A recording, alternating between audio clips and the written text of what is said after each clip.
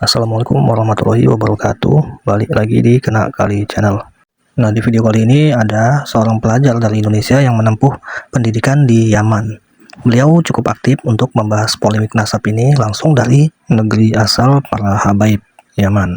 Beliau juga sering live di TikTok membahas dengan panelis-panelis dari Muhibin juga. Bahkan di video ini beliau live dengan Rumail Abbas yang juga aktif dalam membela nasab klan Ba'alawi. Seperti apa videonya? Ya udah nggak usah banyak cincong, ini dia videonya.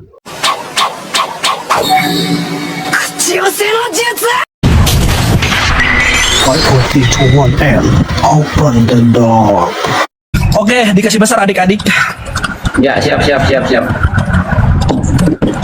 Rumail Abbas, standby kamu di sini ya, biar kamu paham. Ini teman-teman, video-video kemarin kita ini hancur dan runtuh. Belan Ba'alawi teksnya digeser atau dibuang, host teksnya menutupi. Ini kami datang ke kuburan Jambal. Ini saya ini di kuburan Jambal. Kita bongkar pertama di sini teman-teman. Nah, inilah jemaah umroh kalau mau datang ngambil berkah. Nah, ke sini nih. Ini ada pasir-pasir di sini. Nah, ini kalau Gus Romil pakai pasir ini langsung rezekinya tambah banyak ini. Nah, terus ini dua kuburan ini teman-teman. Dua kuburan ini kalau ada orang yang nggak bisa hamil datang ke kuburan ini, gosok-gosok perutnya langsung bunting, keluar anak-anak pendongeng nanti. Nah, dua kuburan ini. Ya. Begitu. Terus ini di kuburannya Ubaidillah, kata mereka dikuburkan di dalam situ. Di sini, teman-teman. Ini di Jambal. Sekarang kita ke kuburannya Habib Abu Bakar bin Salim. Nah, kita ke Inat ini. Kuburan Inat. Nah, ini pasir di sini, pasir-pasir ini adik-adik. Ini pasir-pasir inilah yang sering diambil dikirim ke Indonesia. Ini. Pasir-pasir ini diambil dikirim ke Indonesia, dijual di Sofi, dijual di apalah, pokoknya tempat jualan lah. Nah, ini kondisi kuburan Inat ini. Nanti Gus Romil salah lagi, kalau salah huruf salah lagi, dibilang bukan shot tapi syah. Oke lah, sekarang sudah jelas.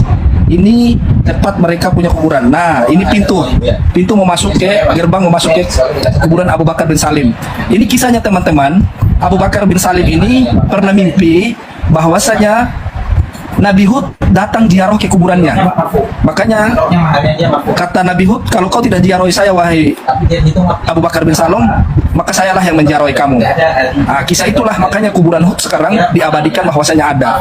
Jadi penetapan tentang kuburan Nabi Hud itu teman-teman adalah datang dari mimpi seorang Habib ini, si Abu Bakar bin Salim ini mimpi bahwasanya Nabi Hud ada di lembah itu, di gunung itu. Makanya sekarang mereka bangun. Itu. Jadi kuburan itu bukan dilihat dengan mata kepala. Kata Rumli Abbas mengatakan ini harus ainul yakin, hakul yakin, harus ilmu yakin. Tapi bagaimana dengan mimpi? Kok kuburan Hud diambil dengan mimpi terus dibangun? Apakah itu termasuk yang kamu keluarkan di YouTube? Wallahu alam. Itu tergantung kecerdasanmu sendiri dan kamu bertanggung jawab di hadapan Allah.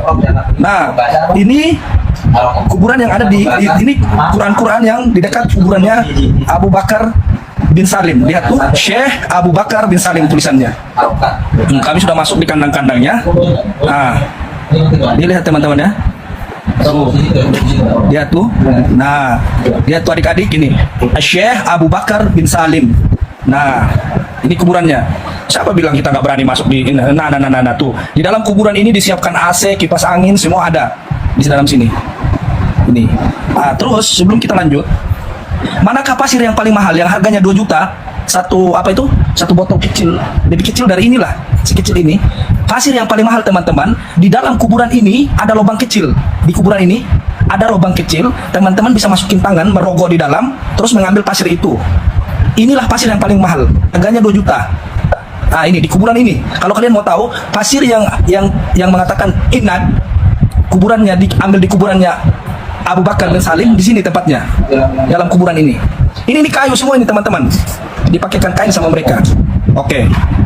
Terus, nah ini ya, Terus ini pasir. Ini teman-teman saya taruh di botol ini, mau dibawa pulang katanya. Ada yang taruh di botol. di sini. Ini pasir yang ada di kuburannya Abu Bakar bin Salim.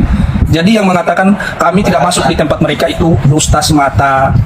Mereka mengatakan ke kami nggak masuk ke tempat mereka. Kami nggak masuk ke tempat-tempat yang dikeramatkan. Kami masuk ke tempat-tempatnya mereka nih. Mau bukti apa lagi kalian? Nah, inilah. Nah, coba bayangin teman-teman, kaum muslimin dari Indonesia disuruh umroh lewat Ketarim dulu baru datang ke Saudi. Datang batalin keislaman di sini, mengutus-utuskan mereka punya nenek moyang yang palsu, terus datang ke Arab Saudi untuk beribadah. Apa enggak mengerikan gitu loh. Coba bayangin itu. Nah, tuh. Nah, data ini isinya di depannya ini sampah semua ini. Sampah semua isinya. Ini yang dibilang di Tarim nggak ada aspal, ini aspal loh semua ini. Tuh, dari sebelah sana itu aspal, tembok, lantai. Makanya Abdul Somad itu kalau mau dongeng yang benar, dikasih ini aspal semua ini, karena ada pasir, ada debu-debunya aja, ini aspal semua di sini. Makanya Abdul Somad itu kalau dengung yang baik, jangan dikasih tempe Habibah, langsung dongeng. Gayanya aja setinggi langit. Nah tuh, ini kalau mau ambil pasir teman-teman, kalau mau pesan nanti saya bawakan. Begitu ya teman-teman ya, sekian dari saya. Sudah lengkap semua pembongkaran kita yang ada di Yaman. Lanjutkan host. Begitu. Yang dibongkar apanya itu? Itu kan dokumentasi biasa sih. Apa yang dibongkar? Dokumentasi biasa. Kamu kan sudah sering makan uangnya Malawi, jadi kamu udah tutup mata. Umat mau sesat. Assalamualaikum warahmatullahi wabarakatuh. Kamu kan yang ngaku sendiri, Romli. Assalamualaikum warahmatullahi wabarakatuh. Oh, Sebu Bari, sehat betul. Ya, jadi gini Rumah Laba. Nah, sebetulnya kamu jangan kayak gitu dalam persoalan kebenaran. Jangan bertanya apa yang dikupas di situ. Harusnya kamu nggak perlu bertanya itu.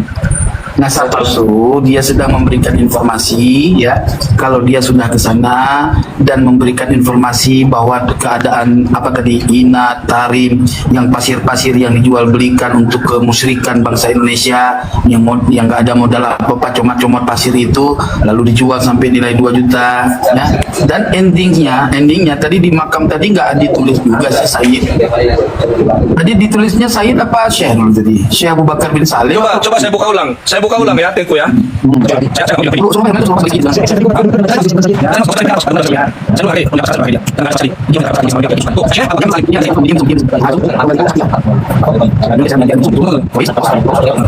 Nah baru zoom. Ini lihat yang jelas lu, jangan sampai sepi. Begitu. Syekh Abu Bakar Bangladesh. Abu Bakar Bangladesh. Iya, Abu Bakar Bangladesh. Nah itu dia videonya. Aku pikir gini ya, ini kan katanya kota para wali ya, digembar-gembor kan.